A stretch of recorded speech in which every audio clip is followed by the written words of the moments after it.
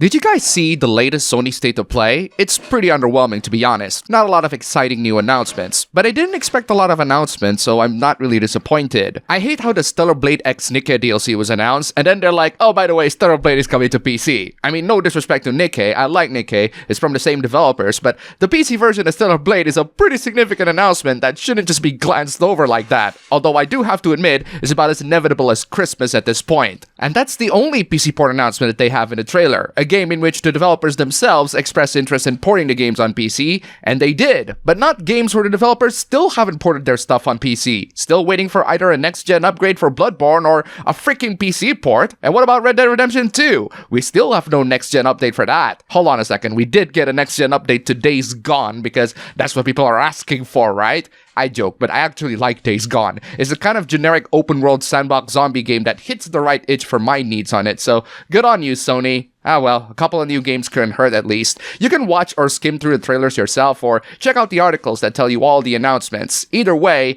it's a bit underwhelming, just like a lot of PlayStation stuff as of late. And now for some more PlayStation-related hooplas that I recorded before the State of Play. Sorry for the break of 2 days, I'm super busy with work, and Kingdom Come Deliverance 2 is so good that I ended up replaying the first one. Here's an interesting rhetorical comment related to consoles and PC gaming. If every current Steam-only game was to come to both Xbox and PlayStation, give me a good reason to go to Steam other than PC Power Narrative. Yeah, most of those games will be older games that require a mouse and keyboard, but let's assume that consoles can run them with a mouse and keyboard, and all the Steam-only games go to consoles. Here's the best feature that Steam and PC easily trump consoles on: free cloud save and free online. Seriously, why do you consoles still pay for that? Personally, I use PC for work nowadays, which I cannot do on a console. I use my PC to emulate retro games, which I also cannot do on a console. I also sail the seas for my games because I'm broke, and I'd rather spend my money on hardware rather than games. If I'm in a console, I have to buy my games, and even so, when PSN goes out, which it did, as you PlayStation gamers are painfully aware of, at least I can still play my PC games offline when I grab them from the seas. Okay, that's not a Steam-only feature, but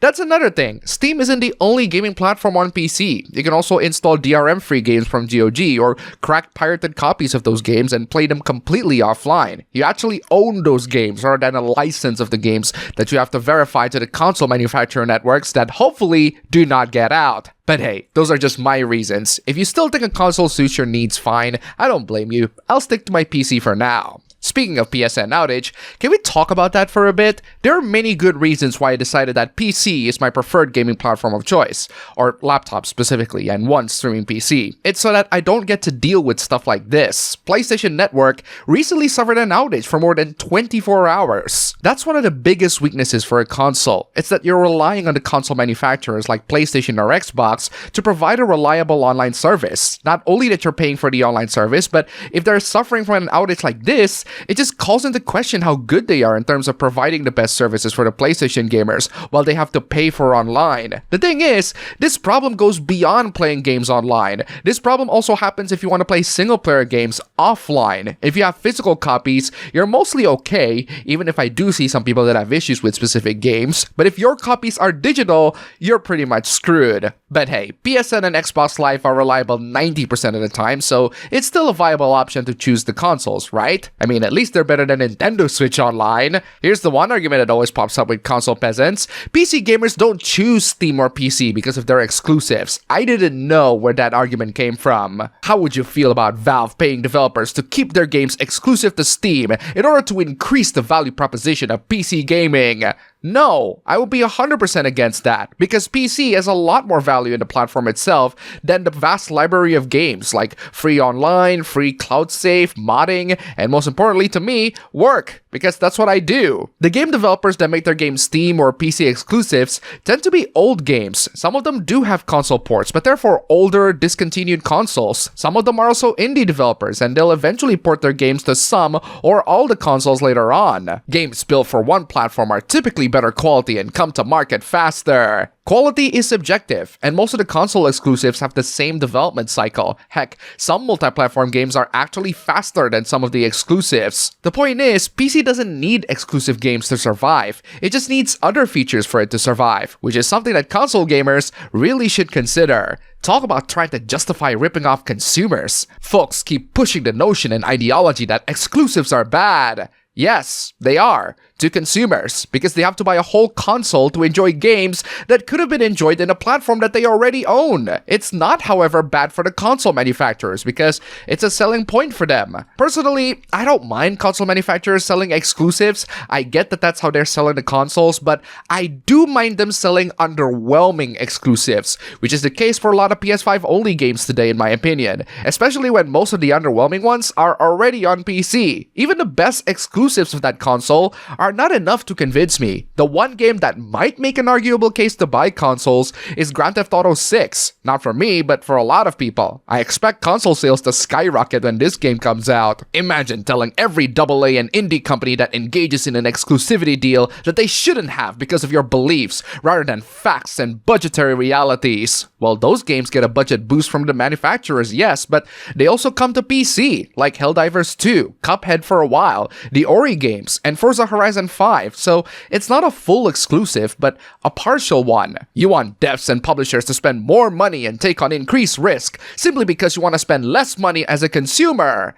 Yes, that's a good thing. I care more about the consumer's wallets rather than the game developers or the industry's wallets. Whether they fail or not is entirely on them, not us. We're here to buy the products. You are here to survive and compete with other companies whose products will sell the most. Alright, those are all the console peasantry hooplas, but there are a couple of unrelated but still worthy to discuss hooplas here. Before we get to those, if you like this video so far, don't forget to give it a like, comment, subscribe, and drop some tips down below. I hate that people's minds are molded this way. The director of the Terrifier movies, Damien Leone, had to tell everyone that the movies are not in any way, shape, or form a political franchise. They're just gory movies about a killer clown, or clowns in the subsequent installments, and yet some people on Twitter X couldn't accept this reality. Not political, it is a series where the majority women get chopped off and sexually mutilated. Are you saying that a horror movie having more women getting killed or mutilated is a political statement? It's really not. You really cannot make that case at all. Unlike you, these two have the same thoughts on Nazis.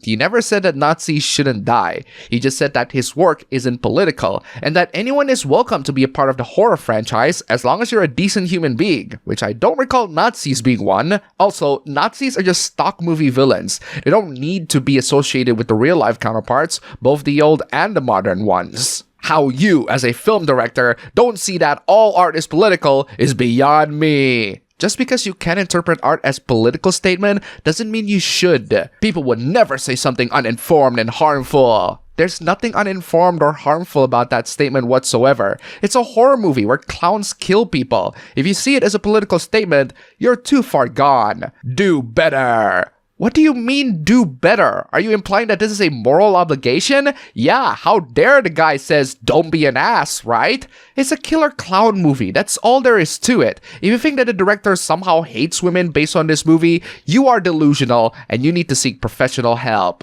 Do you know the one phrase that I absolutely despise on the internet these days? Media literacy, because people who have those tend to be extremely lacking in that department. We really gotta bring media literacy back. It's ironic that most of the people that say media literacy tend to not have media literacy themselves, or even basic literacy. Horror is political, regardless of whether or not it has a political affiliation. Yes, some horror movies can have political and social commentaries like Candyman, but most are just about people getting killed. That's all there is to it. But the issue is not the media literacy itself. The issue is you're interpreting a simple killer clown movie like Terrifier into a statement about women so that you can make an easy moral outrage for the director. Who dies is political. Who inflicts the violence is political. And every choice in between. No, it's not. Sleepaway Camp, without spoiling too much, doesn't make any statement about queer people. It just shows you a story about someone who is somewhat a part of that and lets you form a conclusion. And if your conclusion of Terrifier is that the director hates women, you are delusional and you need to seek help. Moving on from fiction being turned to political statements, we have naughty 18+ fiction being not a part of freedom of expression. This guy is angry, and I'm seeing the sentiment becoming way too frequent on social media. Pornography is not freedom of expression. Yes, it is. It is 100% freedom of expression. Me writing smut is me expressing my lustful desire. Just because you find it disgusting doesn't mean it's not art. Believe it or not, some things are too immoral and detrimental to the soul. So you find some porn immoral and detrimental to the soul, or just porn in general? Their consumption and trade should in fact be restricted and banned completely. Yeah, I'm seeing a lot of sentiments like this popping up in social media where people use their morals and their personal disgust to justify banning smut or anything remotely pornographic. I don't give a damn about what you personally think is immoral or sinful. Just leave my hobbies and cry in the corner. I will die and go to heaven. Yeah, sure, buddy. God will judge your soul with atomic pinpoint precision, and I get to watch him do this to you. God can judge me later when I shuffled off this mortal coil, but in the meantime, let me enjoy my lustful and sinful things while you continue to wallow in that self-loathing and angst. I swear this religious sentiment is getting more and more common as time goes on, and it's no different to the next kind of sentiment that we see. This person asked an important question. What the hell is this? It's a bath scene from the game Genshin Impact. What's wrong with that? There are mixed baths in Japan. There are mixed baths everywhere around the world, and Genshin is a Chinese game. Just because it looks anime doesn't mean it's Japan. That's because it's Japan, and they're known for being a part of the weirdest country ever. Weirdest country ever? Japan? You don't know a lot of countries to call Japan weird. It's not Japan if there's no PDs and creeps. I'm pretty sure the characters in the image are of age. Do they look like children to you? If they do, that sounds like a you problem. Anyone with common sense knows that this stuff ain't normal, bro. What's not normal? Mixed baths? I literally see people saying the N-word everywhere. Oh, okay, that somehow justifies your racism towards Asians, right? I'm Asian too! Oh, well, that justifies your racism even more, right? Emotional damage! Seriously, a lot of these comments sound like they came from people who have never taken a bath before. I can't believe that basic questions like this have to be asked in social media. Are there really people who shower before going to bed and then shower when they wake up? Yes, that's a normal thing that most people do. The fact that you're asking this question in social media is very suspicious. And honestly, I doubt that a lot of people in social media are doing activities that would even qualify them as normal human beings. And finally, here's another type of people who desperately need to go out and shower. This is just incredibly cringe. She sends you this photo 1 hour before your date. How do you respond?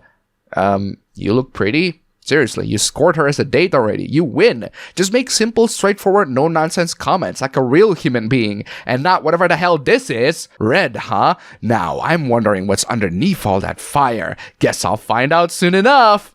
Oh, good lord. I actually want to puke saying all that. Compliments are directly about the dress. No, you did not. Red, huh, is not a compliment. Adds a touch of mystery and flirtation. Mystery? This whole sentence is about as mysterious as the freaking sunrise. Expresses anticipation for the date, but doesn't come across as desperate. Sorry, but you do come across as desperate with that text. Do these people ever talk to any human being in real life? You gotta add a touch of posh when you text underneath. Oh my god. Anime accounts being horny to anime girls are way less cringy than this. And that's all for the video today. Thank you all so much for watching. If you made it to the end, here's a cat. And also huge thanks to all these wonderful sponsors. You are all fantastic. If you want to see your name among these legends, then check out the links below, just $1. And you have supported this channel a lot. Seriously, thank you so much for watching. Don't forget to check out my ABB Show stream channel, link below. Go subscribe, and I'll see you all next time.